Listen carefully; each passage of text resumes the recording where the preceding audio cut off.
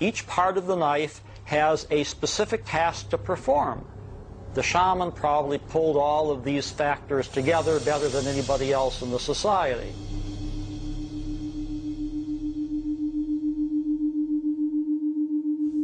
All right, Carol, come on back now.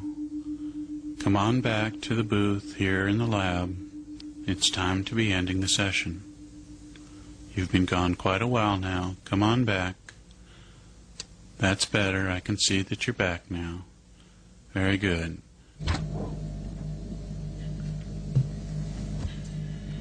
Well, welcome back. How was your experience? Oh, wow. I started out from here, sort of floating up through the roof of this, through the ceiling, and I went up, out through the building, and I was looking at the building from up above. And then it was like I flew over the whole scenery here up to like a cabin that's up on the hill, and I was looking at the cabin from the outside. And then from there, I was out in this space that all of a sudden I felt this being come close to me, and couldn't really see it. I could just sort of feel this energy. Carol's altered states encounter may help explain the origins of many ancient beliefs. In another age, it may have earned her a reputation for special powers. The ability to fly to a realm of spirits and gods and return with inspiration and ideas.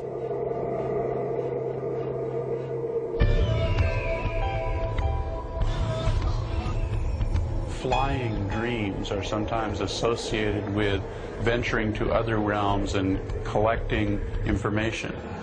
And yet the dream imagery of flying may in fact be somewhat of a metaphor, somewhat of a symbol that we use to explain to ourselves the way in which we got the information. Now, this symbology may have been similarly placed in ancient times when people were seen to be dressed as birds. The mark of the Birdman can be found amongst the remains of many great ancient cultures, including one that heralds the birth of a new era in human history.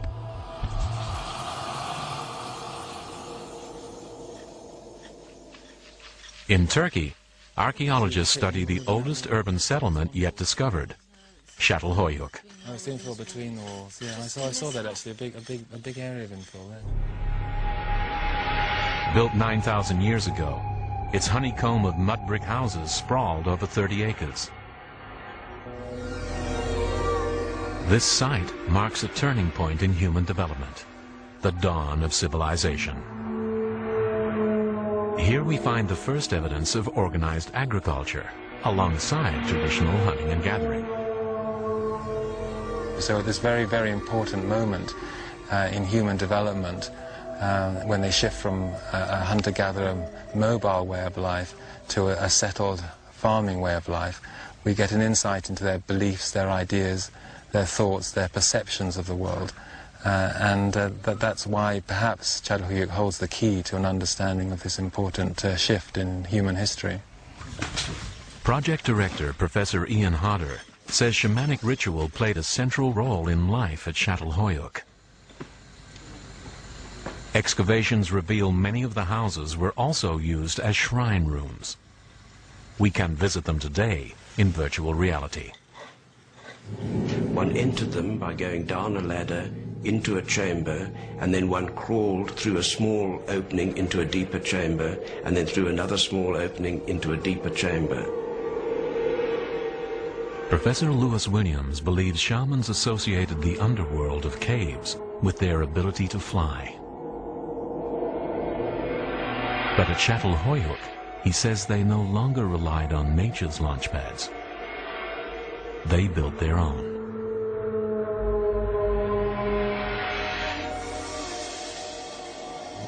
And the fact that these, in some ways, replicated caves and entrances to the underworld is perhaps confirmed by the fact that the people who made them actually got stalagmites and stalactites from caves some distance away, carried them down to Çatalhöyük and took them into the deep parts of the cave. So they were making their own caves above the earth.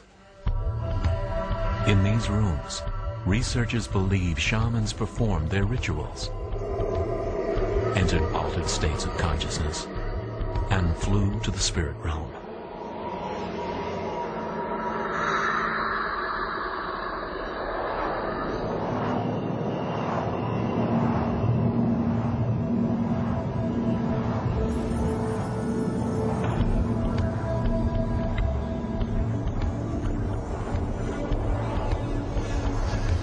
One of the beliefs to emerge from this culture was the concept of an afterlife.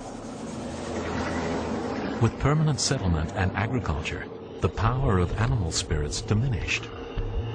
They were gradually replaced with human spirits, the spirits of the dead. Now that animals were domesticated, they lost their mystique, and instead there was more of a reliance on ancestors from the spirit world for help. As the beliefs of the shamans changed, so would their altered states experiences. They buried the dead under platforms within the houses, and to communicate with their spirits, shamans now journeyed to a different realm, a realm in the skies above. There is evidence that that humans may have been dressing up as vultures. In one of the paintings, the vulture figures seem to have human legs. Our interpretation of the art is that what it's telling us about is sort of a mythical process of relationship with the ancestors, perhaps through flight and through birds who take flesh and who go to a higher world. After experiencing the sensation of flight, shamans would describe it to their communities. Their extraordinary tales could explain how the afterlife became such a powerful belief in many ancient cultures, and the motivation behind some of the greatest architectural achievements of the ancient world.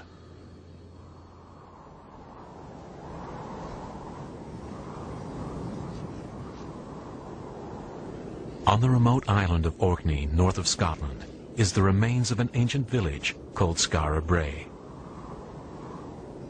Built around 3100 BC, it was occupied for some 600 years.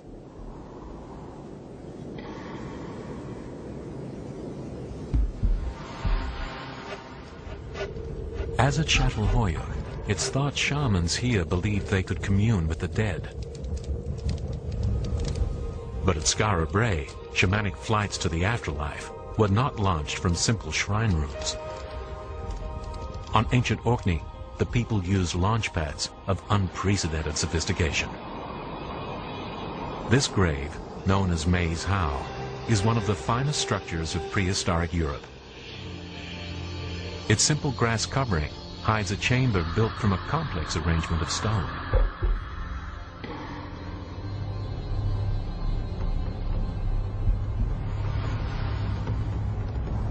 Orkney shamans are thought to have come here to receive inspiration and knowledge from the dead. One extraordinary feature of this site you cannot see, you can only feel. Helmholtz resonance is the effect that you get when you blow across the neck of a bottle.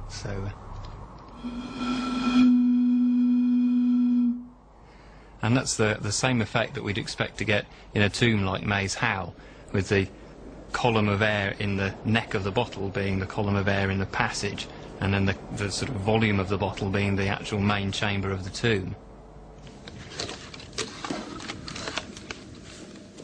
Dave Keating and Aaron Watson from Reading University in England have come to measure the acoustic effects in Maes Howe.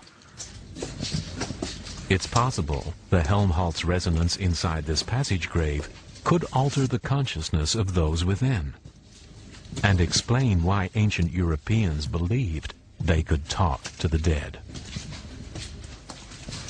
Tests with the scale model suggest the sound frequencies produced here could be around 2 cycles per second, well below the audible range.